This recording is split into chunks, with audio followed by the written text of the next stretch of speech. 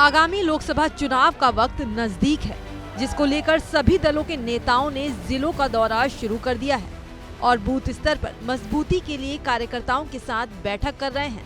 इसी क्रम में सुभाषपा भी जुट गई है। ओपी राजभर के बेटे अरविंद राजभर रविवार को बस्ती पहुंचे, जहां उन्होंने अखिलेश और गठबंधन पर जमकर हमला बोला। सुभाषपा के राष्ट्रीय महासचिव अरविंद राजभर सदस्यता अभियान कार्यक्रम में बतौर मुख्य अतिथि शामिल होने बस्ती पहुंचे। इस दौरान मीडिया से बात करते हुए उन्होंने सपा अध्यक्ष अखिलेश यादव पर बड़ा हमला बोल दिया और उनकी तुलना भस्मासुर से कर दी। जो अखिलेश यादव पे चिल्ला रहे हैं, उनको इस बात को समझना चाहिए।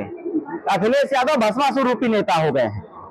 उन्होंने हमसे आशीर्वाद मांगा, जैसे भस्मासुर था, असुर था, वो शंकर भगवान से आशीर्वाद मांगा कि हमको ऐसा आशीर्वाद दीजिए कि हम जिसके सर पे हाथ रखे भस्म हो जाए। शंकर भगवान बिना सोचे समझे आशीर्वाद दे दिए और सबसे पहले शंकर भगवान को दौड़ा लिया।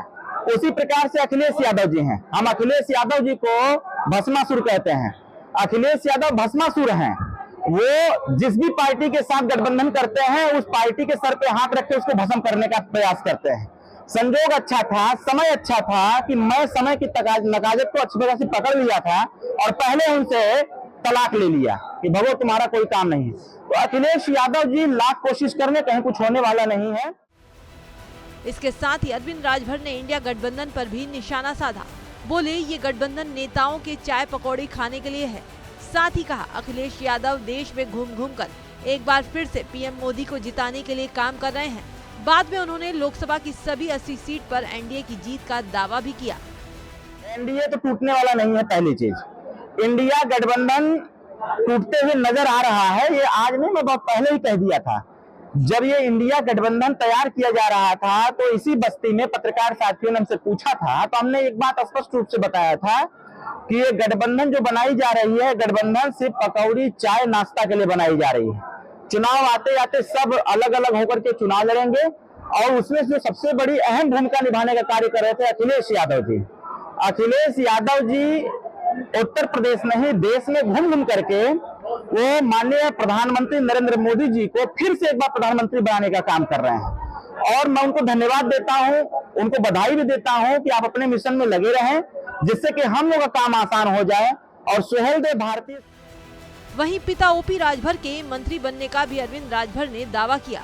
बोले जल्द ही गरीबों के नेता मंत्री पद पर बैठेंगे और मंत्री पद नहीं मिलने के सवाल पर उन्होंने कहा अगर मंत्री पद नहीं भी मिलता तब भी हम एनडीए के साथ रहेंगे।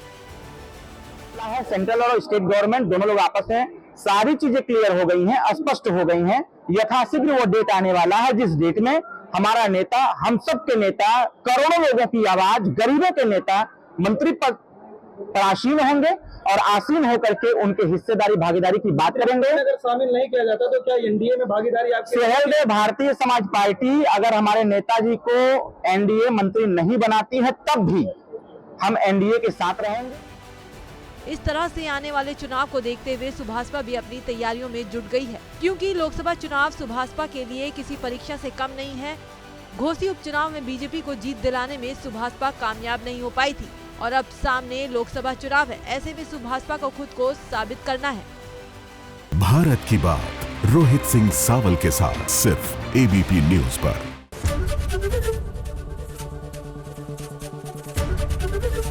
एबीपी गंगा, खबर आपकी, जुबान आपकी।